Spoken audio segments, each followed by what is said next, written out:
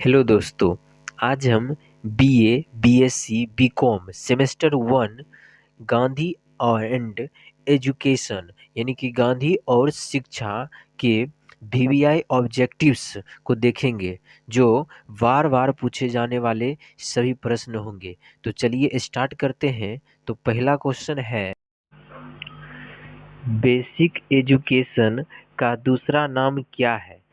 तो basic education का दूसरा नाम है वर्धा योजना। क्या नाम है? तो वर्धा योजना। तो बेसिक एजुकेशन का दूसरा नाम क्या है? तो वर्धा योजना। अगला क्वेश्चन है, वर्धा शिक्षा योजना किस वर्ष प्रारंभ हुई थी? तो वर्धा शिक्षा योजना जो है यह 1937 में प्रारंभ हुई थी। तो वर्धा शिक्षा योजना किस वर्ष प्रारंभ हुई थी? तो 1937 में प्रारंभ हुई थी। अगला क्वेश्चन है, वर्धा योजना का मुख्य आधार क्या था? तो वर्धा योजना का मुख्य आधार था हस्तकला। तो वर्धा योजना का मुख्य आधार क्या था? तो हस्तकला। अगला क्वेश्चन है, गांधी जी के अनुसार शिक्षा का उद्देश्य क्या है? तो गांधी जी के अनुसार शिक्षा का उद्देश्य क्या है? तो चरित्र निर्माण। क्या है? तो चरित्र निर्माण। तो गांधी जी के अनुसार शिक्षा का उद्देश्य क्या है? तो चरित्र निर्माण। अगला क्वेश्चन है, गांधी जी की शिक्षा पद्धति किस पर आधारित थी? तो गांधी जी की शिक्षा पद्धति व्यवहारिक कार्य पर आधारित थी। तो गांधी जी की शिक्षा पद्धति किस पर आधारित थी? तो व्यवहारिक कार्य पर आधारित थी। अगला क्वेश्चन है, नैतिक शिक्षा पर किसका विशेष जोर था? तो नैतिक शिक्षा पर किसका विशेष जोर था? तो गांधी जी का विशेष जोर था। तो नैतिक शिक्षा पर किसका विशेष जोर था? तो गांधी जी का। अगला क्वेश्चन है, गांधी सॉरी चंपारण स्कूल प्रयोग किससे संबंधित है? तो चंपारण स्कूल प्रयोग किससे संबंधित है? तो यह ग्रामीण शिक्षा से संबंधित है। तो चंपारण स्कूल प्रयोग किससे संबंधित है? तो ग्रामीण शिक्षा से संबंधित है। अगला क्वेश्चन है, गांधी जी के अनुसार शिक्षा का माध्यम क्या होना चाहिए? तो गांधी जी के अनुसार शिक्षा का माध्यम मातृभाषा होनी चाहिए। तो गांधी जी के अनुसार शिक्षा का माध्यम क्या होना चाहिए? तो मातृभाषा होना चाहिए। अगला क्वेश्चन है, लर्निंग बाय डूइंग का संबंध किससे है? तो लर्निंग बाय डूइंग का संबंध किससे है? तो गांधी जी से है। तो किससे है? तो गांधी जी से है। तो लर्निंग बाय डूइंग का संबंध किससे है? तो गांधी जी से है। अगला क्वेश्चन है, वर्धा योजना में शिक्षा का केंद्र क्या था? तो वर्धा योजना में शिक्षा का केंद्र क्या था? तो हस्तकला। क्या था? तो हस्तकला। तो वर्धा योजना में शिक्षा का केंद्र क्या था? तो हस्तकला। अगला क्वेश्चन है,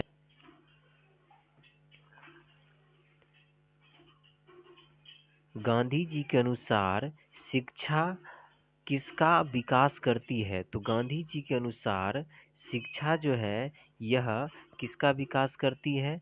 तो गांधी जी के अनुसार शिक्षा शरीर, मन और आत्मा तीनों का विकास करती है। तो गांधी जी के अनुसार शिक्षा किसका विकास करती है? तो शरीर, मन और आत्मा तीनों का विकास करती है। अगला क्वेश्चन है, गांधी जी की शिक्षा का मुख्य उद्देश्य क्या था? तो गांधी जी की शिक्षा का मुख्य उद्देश्य क्या था? तो गांधी जी की शिक्षा का आत्मनिर्भरता। आत्मनिर्भरता। तो गांधी जी की शिक्षा का मुख्य उद्देश्य क्या था? तो आत्मनिर्भरता। अगला क्वेश्चन है, नैतिक मूल्यों का विकास किस शिक्षा में होता है? तो नैतिक मूल्यों का विकास किस शिक्षा में होता है? तो गांधीवादी शिक्षा में होता है। तो नैतिक मूल्यों का विकास किस शिक्षा में होता है? तो गांधीवादी शिक्षा में होता है। अगला क्वेश्चन है, गांधी जी के अनुसार शिक्षा का अंतिम लक्ष्य क्या है? तो गांधी जी के अनुसार शिक्षा का अंतिम लक्ष्य क्या है? तो गांधी जी के अनुसार शिक्षा का अंतिम लक्ष्य है आत्म साक्षात्कार। क्या है? तो आत्म साक्षात्कार। ठीक है। तो गांधी जी के अनुसार शिक्षा का अंतिम लक्ष्य क्या है? तो आत्म साक्षात्कार। ठीक है। अगला क्वेश्चन है, बेसिक एजुकेशन में किसे प्राथमिकता दी गई है? तो बेसिक एजुकेशन में किसे प्राथमिकता दी गई है? तो हस्तकला को। किसको? तो हस्तकला को। तो बेसिक एजुकेशन में किसे प्राथमिकता दी गई है? तो हस्तकला को। अगला क्वेश्चन है, गांधी जी के अनुसार शिक्षा कैसी होनी चाहिए? तो गांधी जी के अनुसार शिक्षा कैसी होनी चाहिए?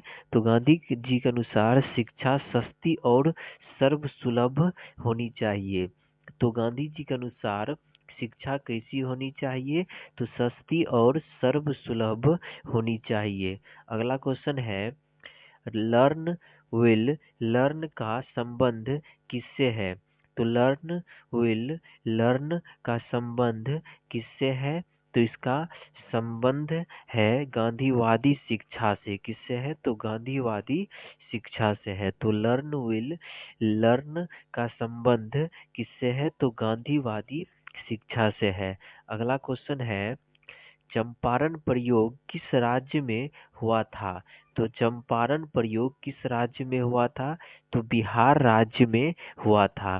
तो चंपारण प्रयोग किस राज्य में हुआ था? तो बिहार राज्य में हुआ था। अगला क्वेश्चन है, गांधी जी किस शिक्षा के पक्षधर थे? तो गांधी जी किस शिक्षा के पक्षधर थे? तो मातृभाषा माध्यम शिक्षा के पक्षधर थे। तो गांधी जी किस शिक्षा के पक्षधर थे? तो मातृभाषा माध्यम शिक्षा के पक्षधर थे। अगला क्वेश्चन है, गांधी जी ने शिक्षा को किससे जोड़ा है? तो गांधी जी ने शिक्षा को किससे जोड़ा है? तो श्रम से जोड़ा है।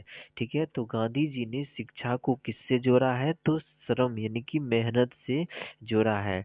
तो गांधी जी ने शिक्षा को किससे जोड़ा है? तो श्रम से जोड़ा है। अगला क्वेश्चन है, गांधी जी के अनुसार शिक्षक की भूमिका क्या है? तो गांधी जी के अनुसार शिक्षक की भूमिका क्या है? तो मार्गदर्शन करना। क्या है? तो मार्गदर्शन करना। तो गांधी जी के अनुसार शिक्षक की भूमिका क्या है? तो मार्गदर्शन करना। अगला क्वेश्चन है, सेल्फ रिलायंस का अर्थ क्या है? तो सेल्फ रिलायंस का अर्थ क्या है? तो आत्मनिर्भरता। क्या है? तो आत्मनिर्भरता।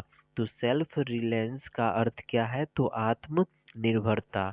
अगला क्वेश्चन है, गांधी जी की शिक्षा में किसका महत्व अधिक है? तो गांधी जी की शिक्षा में किसका महत्व अधिक है? तो अनुभव का। किसका? तो अनुभव का। तो गांधी जी की शिक्षा में किसका महत्व अधिक है? तो अनुभव का। अगला क्वेश्चन है, वर्धा योजना का लक्ष्य क्या था?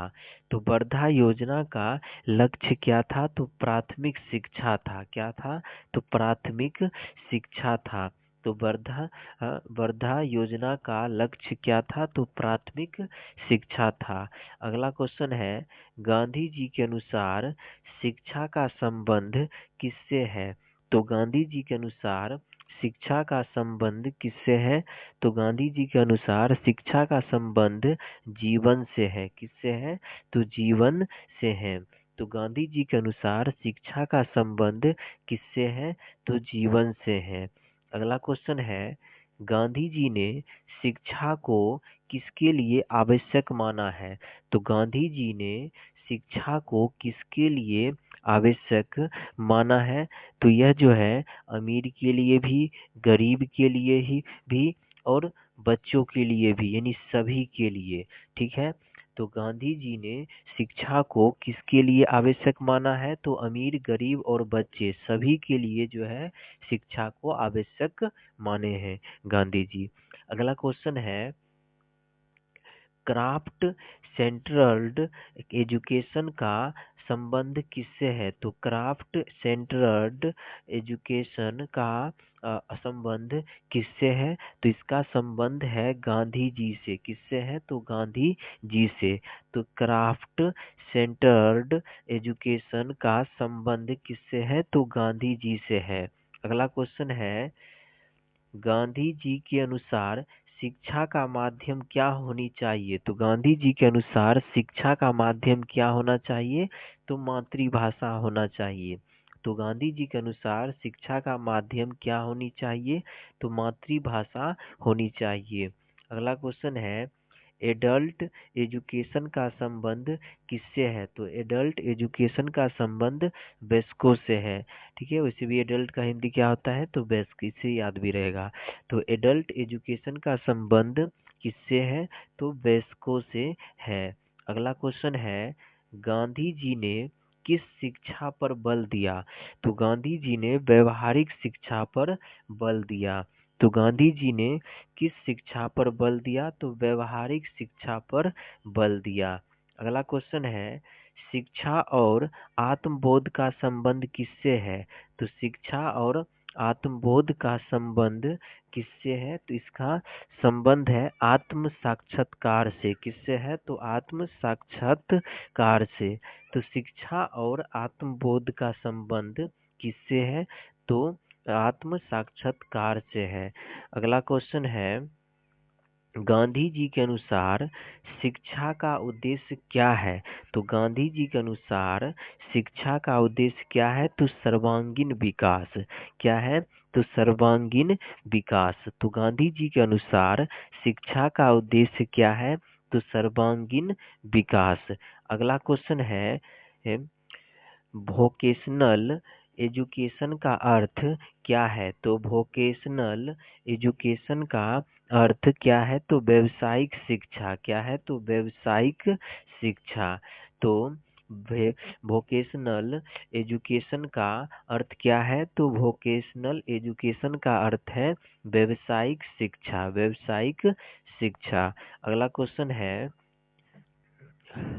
गांधी जी ने शिक्षा को किससे जोड़ा है? तो गांधी जी ने शिक्षा को किससे जोड़ा है? तो श्रम और उत्पादन से जोड़ा है। किससे जोड़ा है? तो श्रम और उत्पादन से जोड़ा है। तो गांधी जी ने शिक्षा को किससे जोड़ा है? तो श्रम और उत्पादन से जोड़ा है। अगला क्वेश्चन है, नेशनल एजुकेशन पॉलिसी 2020 किससे संबंधित है? तो जो है यह जो है किससे संबंधित है? तो यह शिक्षा से संबंधित है। किससे संबंधित है? तो शिक्षा से संबंधित है। तो नेशनल एजुकेशन पॉलिसी 2020 किससे संबंधित है? तो शिक्षा से संबंधित है। अगला क्वेश्चन है, गांधी जी के अनुसार शिक्षा कैसी होनी चाहिए? तो गांधी जी के अनुसार शिक्षा कैसी होनी चाहिए? तो जीवन उपयोगी होनी चाहिए। कैसी होनी चाहिए? तो जीवन उपयोगी होनी चाहिए। तो गांधी जी के अनुसार शिक्षा कैसी होनी चाहिए? तो जीवन उपयोगी होनी चाहिए। अगला क्वेश्चन है, गांधी जी के अनुसार शिक्षा का मुख्य तत्व क्या है? तो गांधी जी के अनुसार शिक्षा का मुख्य तत्व क्या है? तो अनुभव। क्या है? तो अनुभव। तो गांधी जी के अनुसार शिक्षा का मुख्य तत्व क्या है? तो अनुभव। अगला क्वेश्चन है, गांधी जी की शिक्षा किस पर आधारित है? तो गांधी जी की शिक्षा किस पर आधारित है? तो सहयोग पर आधारित है। किस पर आधारित है? तो सहयोग पर आधारित है। तो गांधी जी की शिक्षा किस पर आधारित है? तो सहयोग पर आधारित है। अगला क्वेश्चन है, सेल्फ रियलाइजेशन का अर्थ क्या है? तो सेल्फ रियलाइजेशन का अर्थ क्या है? तो आत्मज्ञान। क्या है? तो आत्मज्ञान। तो सेल्फ रियलाइजेशन का अर्थ क्या है? तो सेल्फ रियलाइजेशन का अर्थ है आत्मज्ञान। अगला क्वेश्चन है, गांधी जी की शिक्षा प्रणाली किस प्रकार की थी? तो गांधी जी की शिक्षा प्रणाली किस प्रकार की थी? तो व्यवहारिक और जीवन उपयोगी। तो व्यवहारिक और जीवन उपयोगी। तो गांधी जी की शिक्षा प्रणाली किस प्रकार की थी? तो व्यवहारिक और जीवन उपयोगी। अगला क्वेश्चन है, गांधी जी के अनुसार शिक्षा का माध्यम क्या होना चाहिए? तो गांधी जी के अनुसार शिक्षा का माध्यम क्या होना चाहिए? तो मातृभाषा यानी कि स्थानीय भाषा होना चाहिए। तो गांधी जी के अनुसार शिक्षा का माध्यम क्या होना चाहिए? तो मातृभाषा यानी कि स्थानीय भाषा होना चाहिए। अगला क्वेश्चन है, गांधी जी के अनुसार हृदय की शिक्षा किससे किससे दी जा सकती है? तो गांधी जी के अनुसार हृदय की शिक्षा किससे दी जा सकती है? तो यह शिक्षक के स्नेहहीन व्यवहार से दी जा सकती है।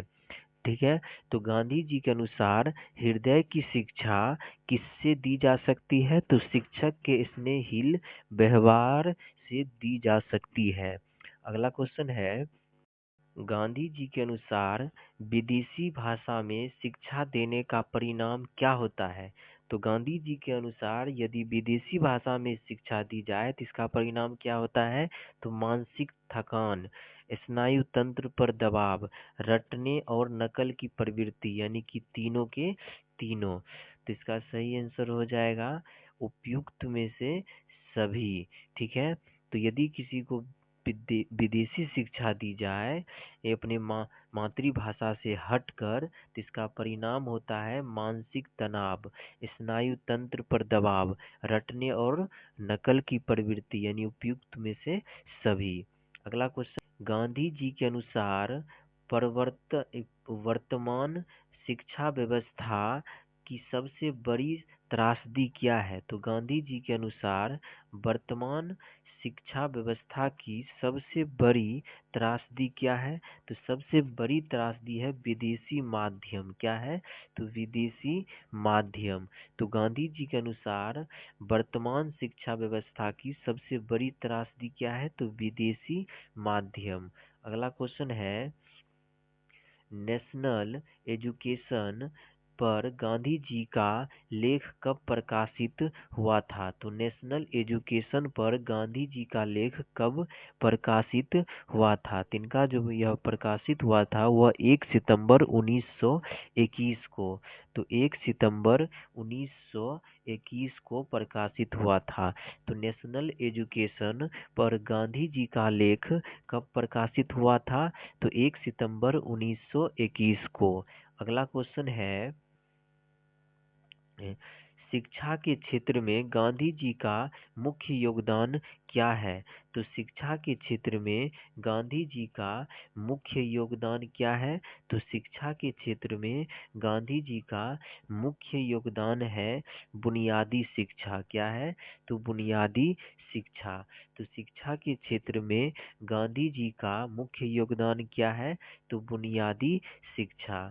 अगला क्वेश्चन है, एक शिक्षाविद के रूप में गांधी जी किस प्रकार के थे? तो एक शिक्षाविद के रूप में गांधी जी किस प्रकार के थे? तो आदर्शवादी थे, प्रकृतिवादी थे, व्यवहारवादी थे यानी उपयुक्त में से सभी थे। यानी एक शिक्षाविद के रूप में गांधी जी क्या थे? तो एक शिक्षाविद के रूप में गांधी जी आदर्शवादी थे, प्रकृतिवादी थे, व्यवहारवादी थे यानी उपयुक्त में से सभी।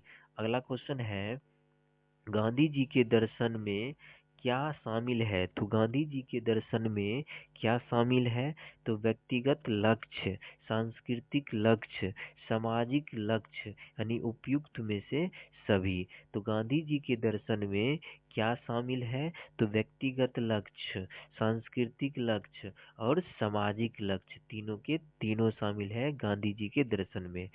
अगला क्वेश्चन है, मूलभूत शिक्षा यानी बेसिक एजुकेशन का पहला प्रयोगात्मक विद्यालय कहाँ स्थापित किया गया? तो जो है मूलभूत शिक्षा का पहला प्रयोगात्मक विद्यालय कहाँ स्थापित किया गया? तो यह जो है स्थापित किया गया वर्धा में। कहाँ स्थापित किया गया? तो वर्धा में स्थापित किया गया। कहाँ स्थापित किया गया? तो वर्धा में स्थापित किया गया। यानी कि जो है बेसिक एजुकेशन यानी कि मूलभूत मूलभूत शिक्षा का पहला मूलभूत शिक्षा यानी बेसिक एजुकेशन का पहला प्रयोगात्मक विद्यालय कहाँ स्थापित किया गया? तो वर्धा में स्थापित किया गया। अगला क्वेश्चन है, वर्धा वर्धा शिक्षा योजना में वर्धा शिक्षा योजना में निम्न में से कौन से प्रस्ताव शामिल थे? तो मातृभाषा में शिक्षा, उत्पादक कार्य आधारित शिक्षा, हस्तकला आधारित शिक्षा, यानी उपयुक्त में से सभी। तो वर्धा शिक्षा योजना में निम्न में से कौन से प्रस्ताव शामिल थे? तो मातृभाषा में शिक्षा, उत्पादक कार्य आधारित शिक्षा और हस्तकला आधारित शिक्षा, यानी उपयुक्त में से सभी। तो यह वीवीआई ऑब्जेक्टिव्स आपको कैसा लगा कमेंट में जरूर बताएं।